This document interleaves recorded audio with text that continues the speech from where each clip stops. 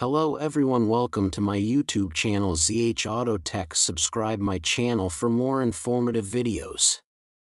Today we will discuss about Manifold Absolute Pressure (MAP) sensor is a device that measures the pressure in an internal combustion engine's intake manifold. It's a key component in optimizing an engine's air-fuel ratio and performance. Where is it located?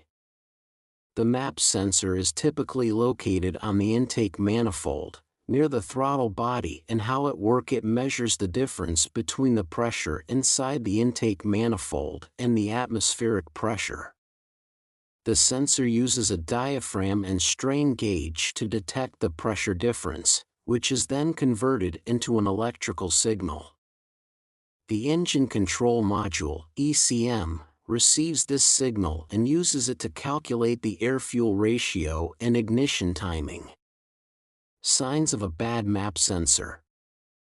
A faulty MAP sensor can cause a number of issues, including check engine warning light, rough idling, sluggish acceleration, poor fuel economy, black smoke from the exhaust. Common problems.